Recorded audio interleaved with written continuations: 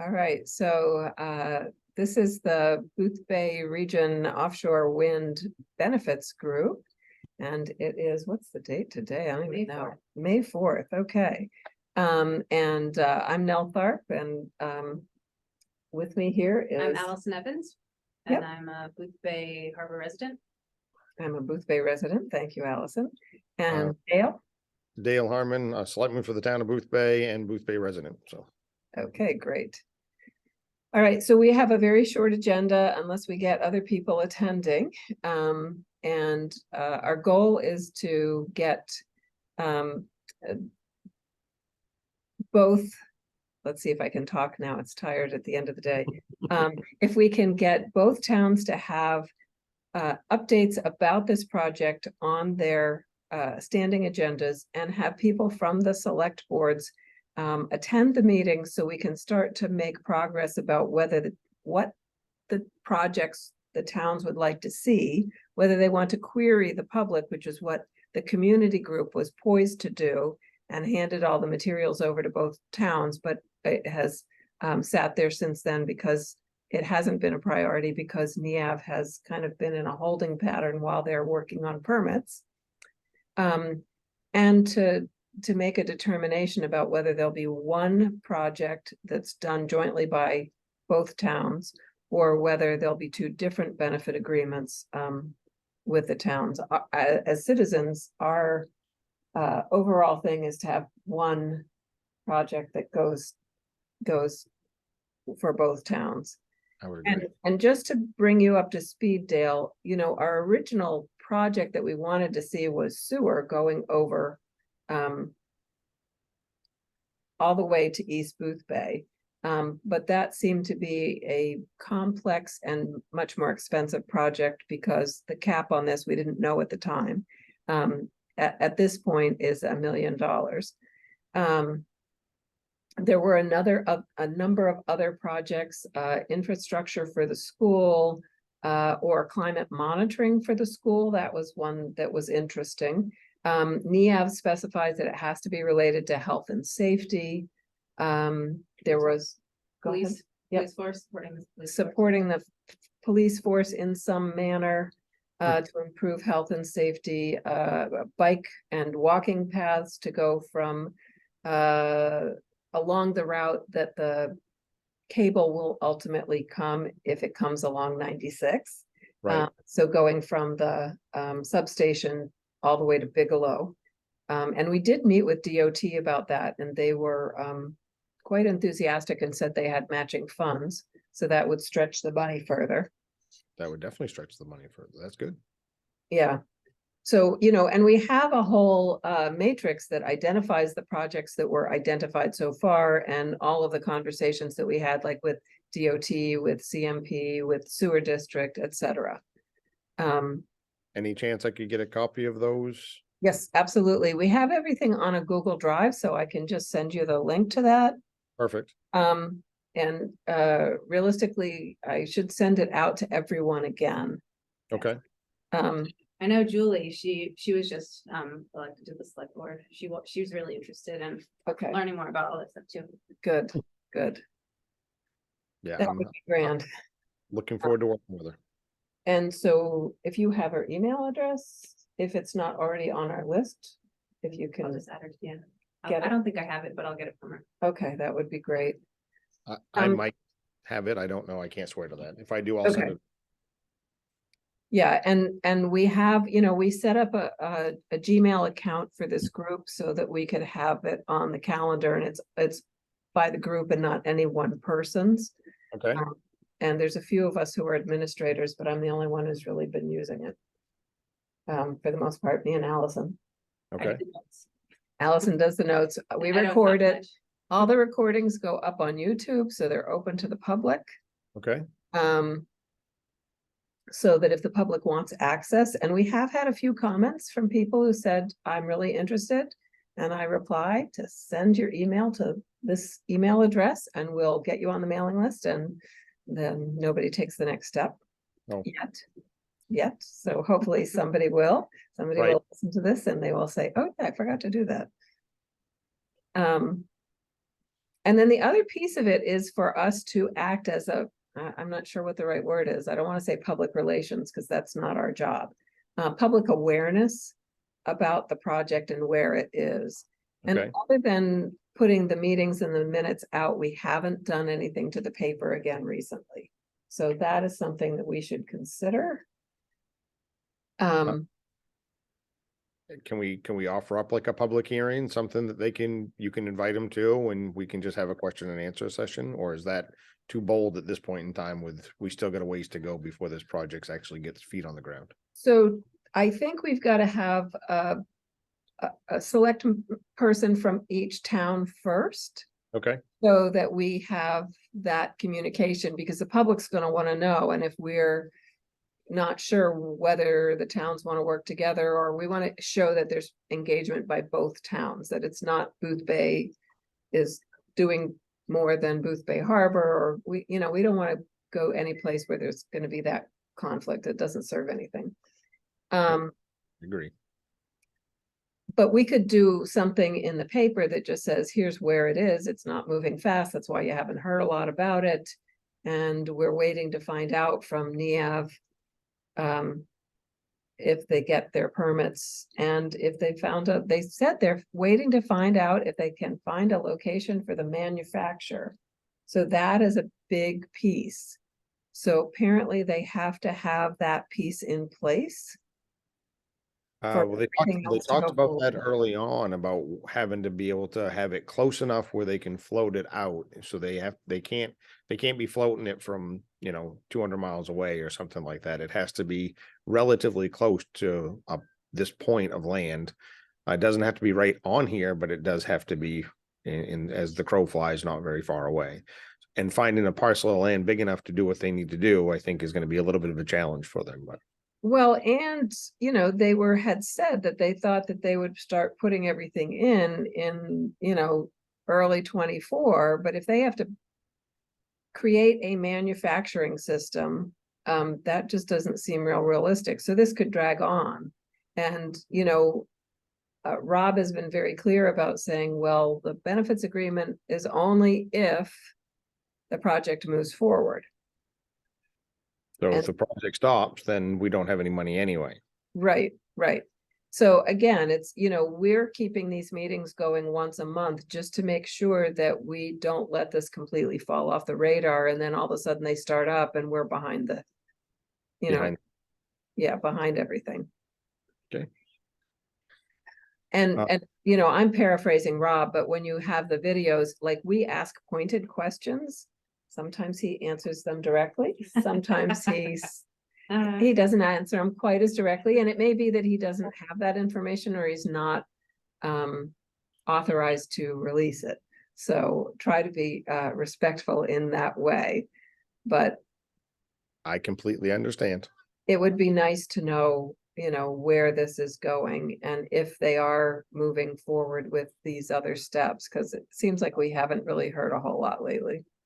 And that's where we started off. When we first heard about Aquaventus, they kind of came in like a ball of fire, and then they disappeared for like a year and a half. And then they came back in with another, surge of where we're going to get this going again. And we had a little bit of forward motion, I guess.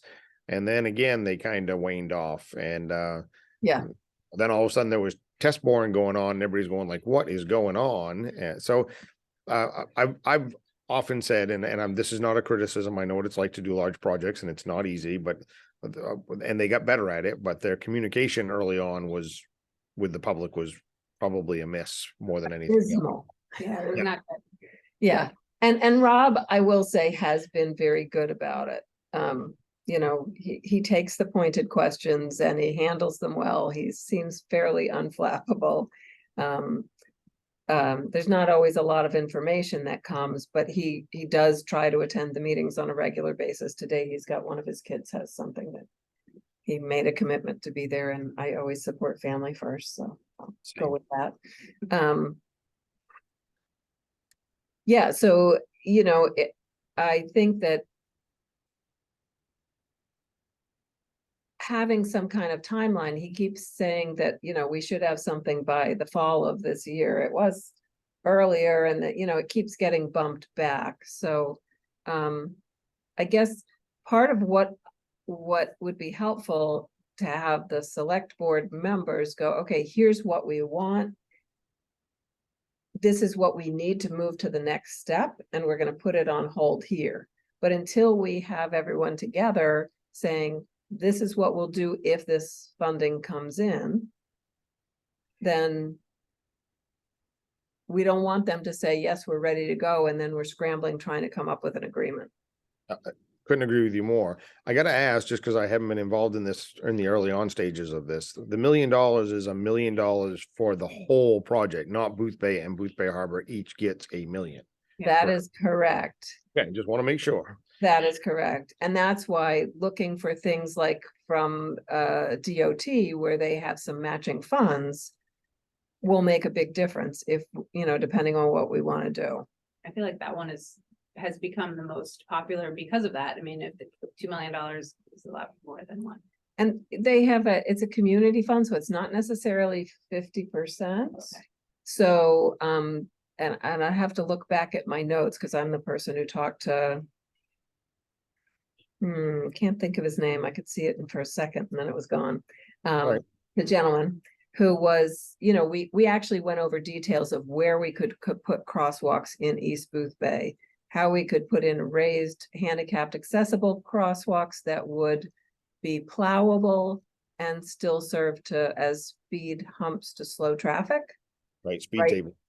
In the village, right. And, he showed me ones that they had in Augusta, and we talked logistics about actual locations and other safety devices, and he gave dollar amounts for those specific devices and how much it cost for each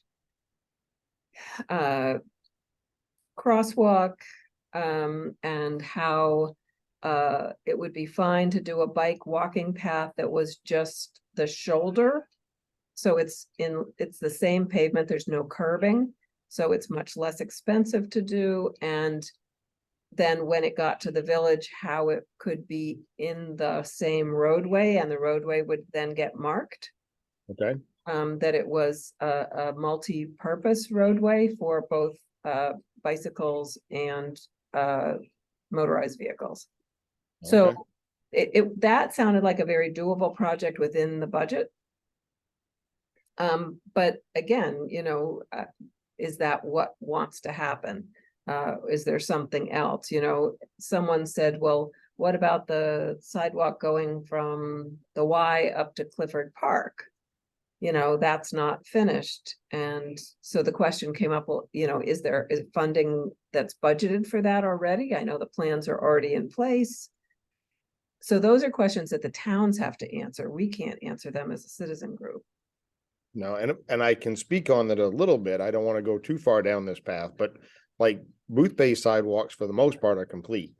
Okay. The lion's share of the sidewalks on that particular project are in Booth Bay Harbor, basically from Pinkham Seafood Yes. up to the town line. We'd only have to go like 2 or 300 feet from where it stops at the cemetery down to the town line. They definitely have the lion's share of that project. Now, that's not to say that's not a good project to do, and I don't want to imply that at all. I'm just saying that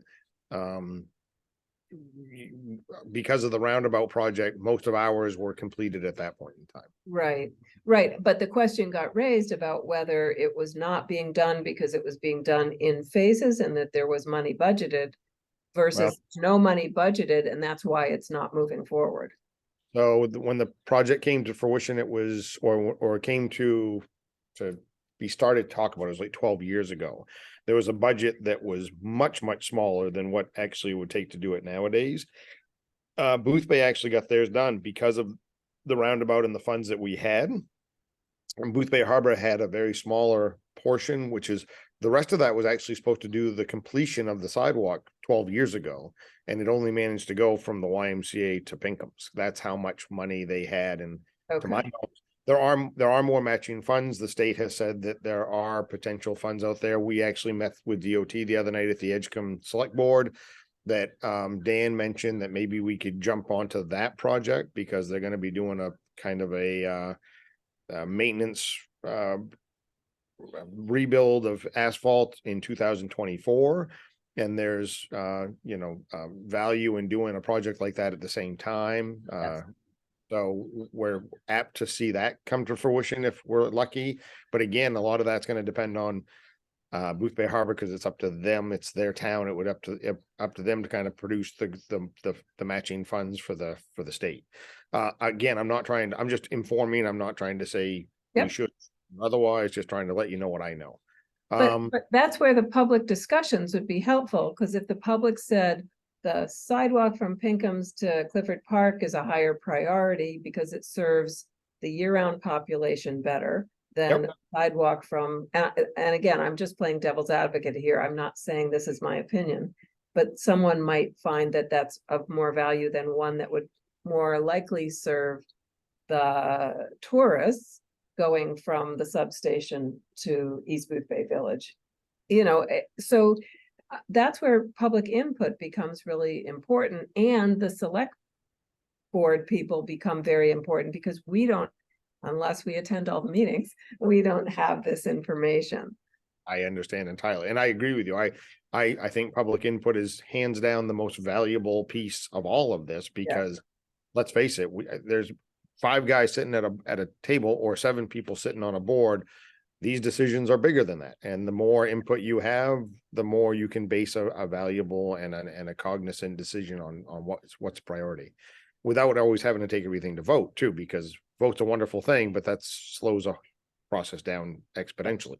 Yeah, which is why we wanted to have a community group, have community meetings, do community outreach, so we could get somewhat of a, if not a consensus, at least a majority of people who participated to have a clear vision of what this might do. And, the upshot is that if this project doesn't go forward, but one or the another of the ideas is worthwhile, there are other ways to start seeking funding as well, Agreed.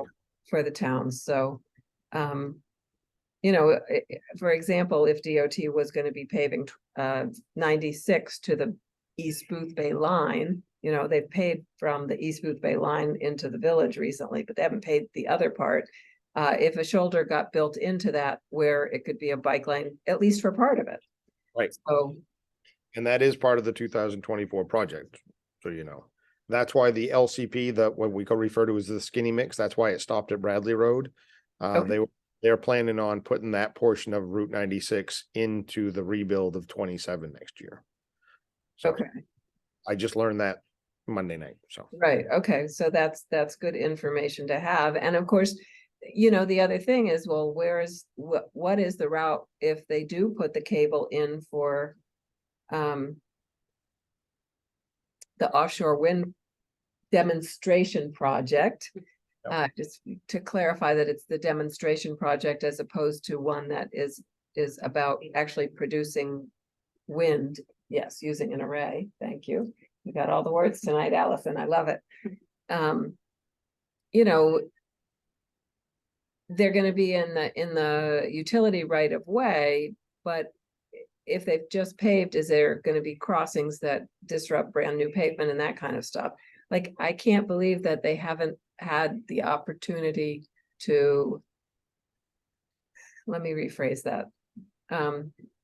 It seems reasonable to think that they have had the opportunity to plan where the cable would go if the project goes forward. agreed. And that information has not been forthcoming, and it's that no decisions will be made until they decide that they're going to go forward. But, that keeps all of us on the hook, not knowing, and especially if DOT or there's other people doing things, that becomes a big challenge. One of the things that we specifically asked them was that they work with the sewer district when they do plan the route, so that should sewer go in the future to East Booth Bay, that their cable line would not be yes, I can't think of Impeding it. Yeah, it wouldn't impede it, an Yeah. impediment. So I can't, what the word, impediment, that's the word. An impediment.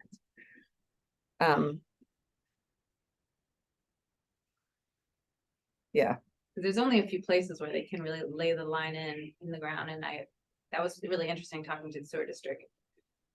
They pretty much said that they're not gonna wanna work anywhere near that thing when they've gotta fix something, so they would really need to steer clear of it, and with all of the granite, Right. they're gonna have to do a lot of blasting. It's gonna be really hard for them to lay that down without blocking us from having, sewage in the future. Well, I'll turn my hat and go to the water side. So I think it's safe to say generally what happens on a stretch like Route 96 is water goes on one side and sewer goes on the other. In our little peninsula, in bigger cities, you can have fiber, you can have gas, you can have all kinds of stuff in that same right of way. And So we all are going to have to get used, whether it goes beside the sewer district or goes beside the water district.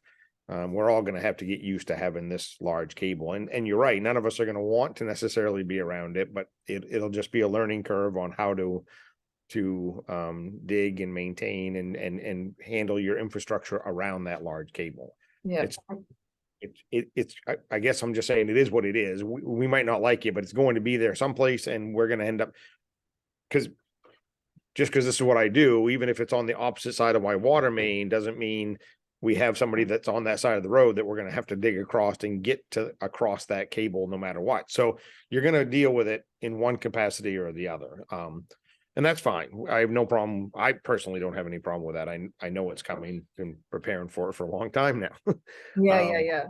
And it's not gonna be particularly deep. I think they said something like 18 inches or something.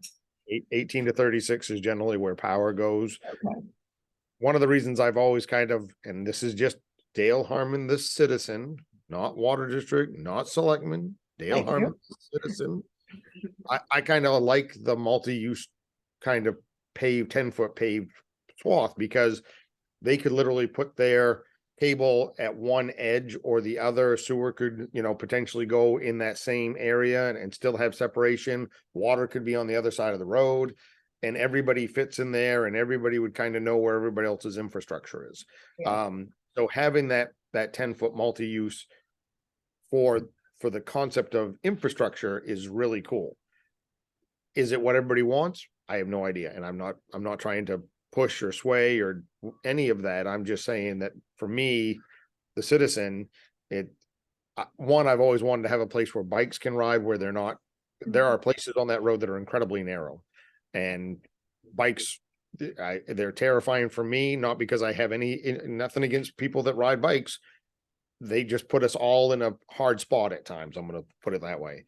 And as far as, helping out the tourists versus helping out the locals, I know a lot of people that if you had a 2-mile stretch of sidewalk or multi-use that could go from the town to East Booth Bay, they would walk that as a round trip daily walker for just exercise. Yep. Nice little 4-mile walk, and you could do it safely at that point in time. So I think we'd get use out of it for a large portion of the season. Come January and February, there probably wouldn't be a whole heck of a lot of activity on it, but I think for 8 or 9 months out of the year, I think it would get used pretty heavily, but I could be Yeah, wrong. I think it would too. And, I live in East Booth Bay, so obviously I would love to see traffic management in the village. I walk in the village a lot, and, I run across 96. And I've taught my dogs, when I say cross, they run.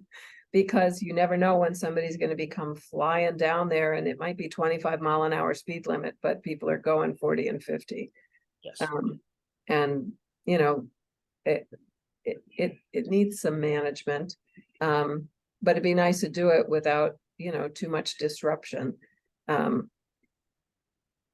And that's where the discussions about how we could do crosswalks where people would both be safe, meet all the DOT requirements for accessibility. And I have family who are in wheelchairs, so accessibility is a big concern. And it's one of the reasons why the crosswalk at the general store has been an issue, because of course it goes to steps. Right. And they did find places where they would have safe landing grounds So, that's where my interest lays, but that's personal interest. And, I will defer personal interest to what the community says when we get some more community input. No, I would agree. I feel the same way. I would love to have open conversations, and I'm also really curious to see what somebody else might bring, because one of the things I've learned doing what I do is somebody will say something that I've never even considered before, and you go, well, that's a great idea, and I love hearing those things kind of pop up. So Yeah, that was where doing something to help build the police force was one of the ideas that came in late in the game. And of course, it's become much more important now in terms of serving the community. So what that might look like, again, you need to have people from the police force and the community bring ideas to the table. To see if that's, something that would be viable. Health and safety doesn't mean it has to be an infrastructure project, so. Yeah, what it would look like, I don't have any idea. It's not my area of expertise, so. no, I understand, same. But I would love to hear what the proposal is and let the public hear what the proposal is. Right. Okay, so I'm gonna make some suggestions, one is that we try and have something, and there's other people who have been participating who can be asked. Try and have something that will go to the paper. And maybe plan some, I'm gonna say advertising, whether it's putting it out on Facebook or in the register, because we did have it in the register for a little bit. Under the, what's happening. Yep. And see if we can get people, particularly we're usually the first Thursday, so I'm thinking about July. Because that's a bad week, because the 4th of July week is always bad. Yes, it is. That would be the 6th of July. I just am thinking that there will be people who are summer residents, like who have homes here, own property, who would want to have a voice. We did have a number of those people before. And that would really only leave the August meeting. Well, I know we usually do, but can we move the July meeting that 1 month to a different Thursday or a different day? Yeah, I think that's probably the best option. So keep it on a Thursday, keep it at the same time, keep it at, they won't be in school, so the room will be probably be a room again instead of a classroom.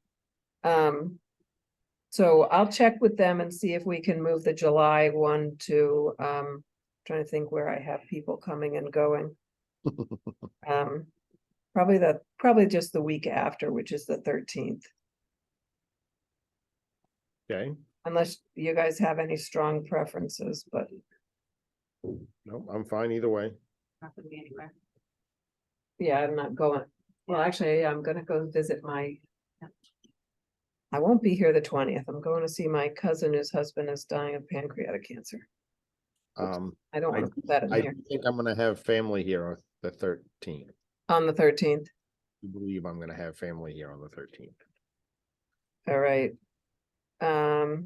Sorry to do that to you. That's not what I wanted to do. That's all right. What does the 20th look like for you? 20th should be fine for me, but were you just saying that you're not gonna be around? Well, I was gonna leave on the 19th, but I'll just leave a little bit later. So, Up to you now. I hate to do that to you. that's life, isn't it?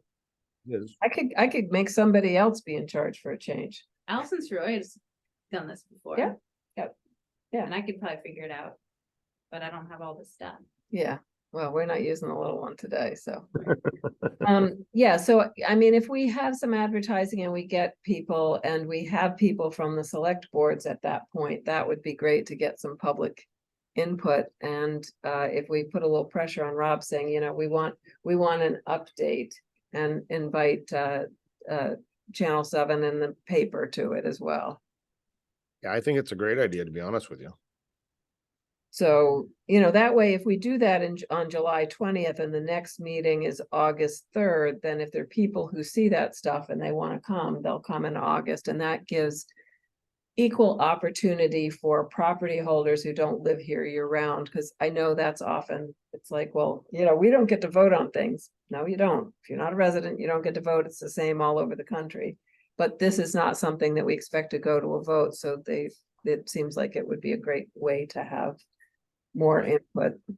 They don't have a vote, but they definitely would have a chance to voice their opinion and be part of the conversation. Yeah. So I think it's a great idea. All right, we'll have that as a tentative plan. So you're gonna follow up with Tricia. Trish and Booth Bay Harbor Select Board. Yep. And Take care of Booth Bay. well, yeah, we'll see if you, me, Allison, maybe can come up with just a brief blurb, look at last month, so we talked to Rob. And just put something in the paper very briefly. Love it. And then give the paper dates and Channel 7 dates for the July change in date, and to put it in what's happening. And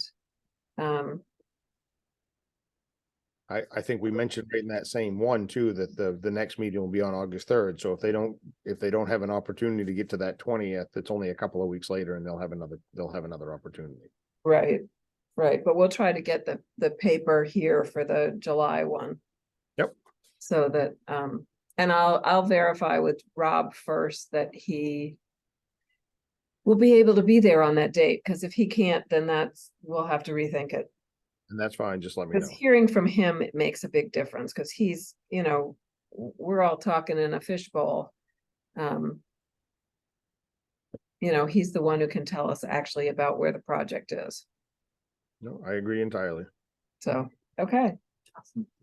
Well, then we're good until June, so it's the first Thursday is June 1st. Ooh, okay. Yeah. June 1st, okay. First day of LGBTQ Pride Month, it says in my calendar. All right, so we'll be back June 1st, and for anybody who's watching this, I hope we see you there. Absolutely. We're gonna stop recording. And you always do 5 to 6.